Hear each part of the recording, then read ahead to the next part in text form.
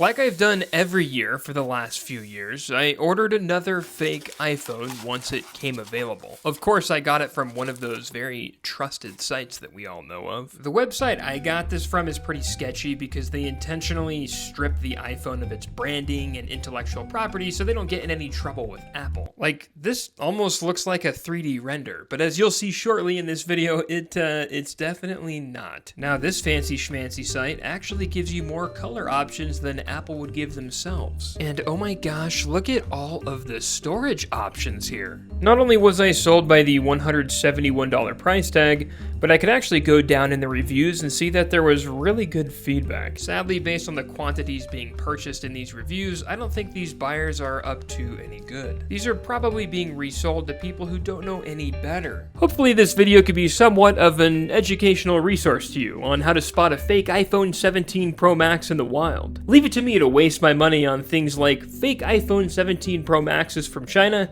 and I don't advise anyone do this. Buying stuff off Facebook Marketplace or even eBay nowadays can be dangerous. If you're going to buy a brand new iPhone, I highly recommend that you either get it refurbished from Apple or brand new from Apple themselves. Similar to last year, I ordered the phone and it showed up in this interesting box, which I can't read. But thank goodness I spent my mortgage on a new iPhone so I could translate things like this. Thank you for your patronage. I wish you a happy shopping. From Jin Sheng Tight.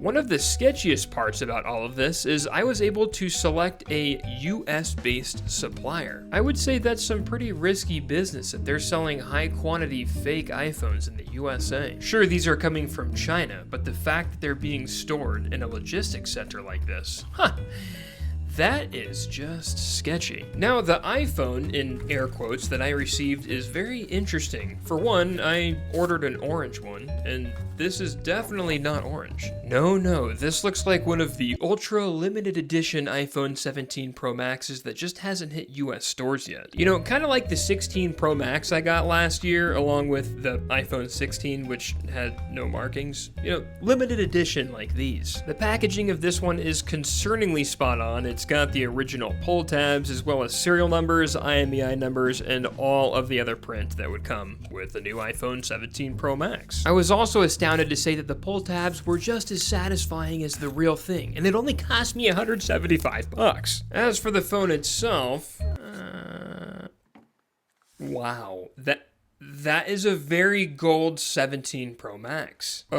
Okay, wait, this is so ugly. Look, my eyes might be stained from the 17 Pro Max orange, but I just don't feel like gold looks good. I don't know, you guys tell me in the comments, is this good or...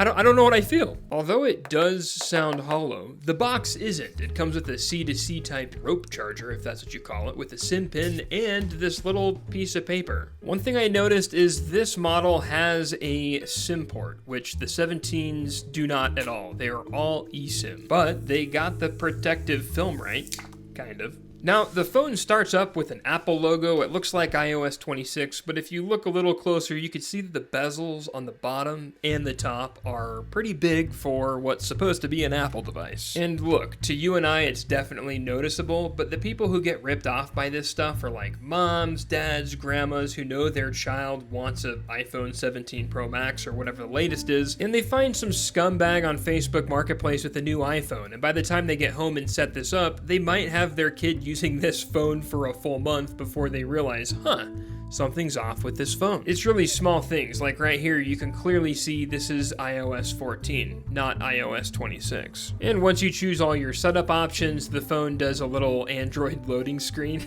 which is a dead giveaway, and then there you go. You got iOS 26, baby. And for what it is on this bootleg, like, the operating system looks pretty close to iOS 26. It's even got a swipe down control center, which is fully operational. But before we dig into the software, I'm super curious to know how the camera looks. The website I got this from said that it's a 12 megapixel camera, and while I'm recording, it actually doesn't look that bad. But the raw video file says otherwise. There's zero stabilization, and it looks kind of like I got sand in my eyes. This definitely is not 12 megapixels. By the way, on my way here, I think I blew up my car because there is white smoke blasting out from the exhaust, so might be an interesting drive home.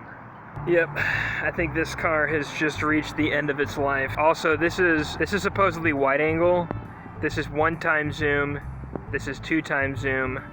And this is 5x optical zoom. Wow. Once I got home, I realized that the phone actually has a physical zoom button which allows you to zoom further in or out. Unfortunately, the camera is not good enough for me to care, but it is an interesting touch, a physical zoom button. The nice part about this version of the 17 Pro Max is it has a physical SIM card. Unfortunately, it does not have any expandable storage. And to preserve all of my own personal information, I went to Walmart and got a TracFone SIM card, and when I put it into the phone, like magic, I had 5G service, which I'll show why that is impossible, because it's got an outdated chip that cannot even run 5G. Don't worry, we're gonna dive into the specs, but I just wanted to show quick, if you're trying to spot a fake iPhone 17, they're gonna have bigger bezels than normal.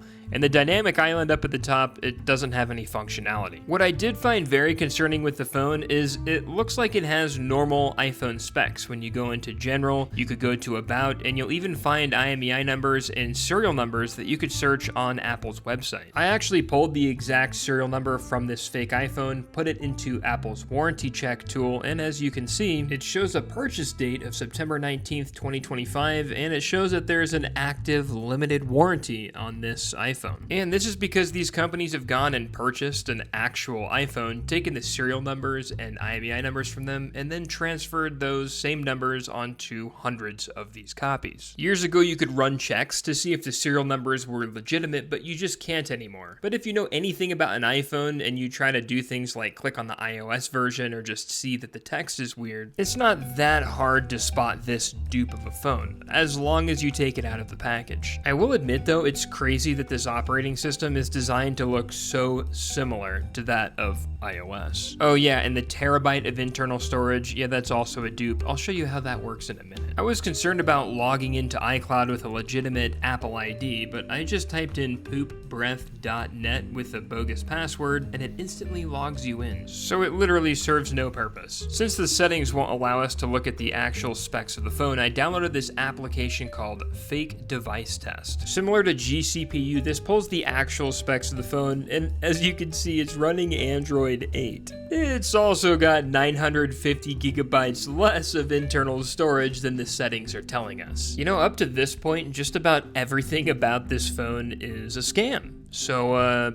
yeah. Be careful out there, guys. Oh yeah, and the processor is a MediaTek 6753, not even close to an A19 chipset. Guys, that chip was released in March of 2015 by MediaTek. I mean, this phone is so dated, I wanted to download Geekbench to see if we could run some benchmarks, and I saw this notification here. This app won't work for your device. Like, what? Even though the rest of the phone is completely fake, there are a couple things you can still do. One of those being is you can still send text messages. The texting application looks like iMessage, but once you start to use it, it's just a standard Android messaging app. And it sends texts just fine. I wouldn't recommend putting your primary SIM card into this if you're dumb enough to buy this phone, but it works, and that's all that matters, right? The phone also has an app store, which I thought was a skin over the Play Store, but it's not. They developed their own app store. And for the week that I was testing this phone, I couldn't really get it to run. There's weird categories of games like funny games, and when you click into the funny games and try to download anything, it'll start the download, but it won't ever download. I actually tried this about 5 times over the last week, and I couldn't get anything to install on the phone, at least from this app store. Which is so sad, because I wanted to play the game Draw One Part so badly. This phone is so odd, because just about every application works, except when you click into it, it's limited to what you could actually do. Like the Apple Home application, it looks like it's fully functional for someone who's trying to see if the phone is fake or not, but it doesn't have actually any functionality. In the Google Play Store, it's found in a utilities folder, not on the home page, because it would kind of throw off the whole vibe, but that's fully functional, and I actually downloaded some of the applications I showed you in this video from the Play Store. Just like the rest of the phone, it runs so laggy. I don't like any part of this phone, other than it looks cool. At first glance, it looks like an iPhone 17 Pro, but once you take a closer look, you can see that this is fake. Just by the texture on the outside, it looks like a sprayed-on aluminum. The iPhone overall was suspicious because it sounded hollow, so I decided that decided I wanted to take off this back glass to see what was under it. Initially, I tried to pull it off with this suction cup, but it was stuck a little better than I anticipated. I used this tool to wedge under this glass, and it came up pretty dang easy. I thought under this back glass was gonna be nothing but aluminum, but I was surprised to see that you could see into the internals a little bit. And wait a minute, this has wireless charging? Okay, we gotta test this out. And oh, what a nice surprise.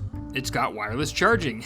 I had no idea. It was also at this point I realized that the camera plateau looked like there was a gap, and I was able to shove this tool right in between that and pry it up, and found that the camera plateau was a whole separate piece. Ooh, that sounds better than removing the screen protector. Okay, that's a big chunk of aluminum, and oh. Okay, one camera and one flash. All right, well, this says it all right here. You know, next month I'm gonna do an update video and try to find a better quality fake, but this is hilarious. As this video went on, we stripped pretty much everything that this phone was, from the software to the hardware, and this is basically what the phone is right here. The fake iPhone 16 from last year is looking rather bare. Ah, there we go, much better. You see, I knew something was missing. It's perfect. Thank you guys so much for watching. If you enjoyed this video and want to see videos similar to this, be sure to subscribe, and we'll see you in the next one. See you guys, and thanks for watching. Bye.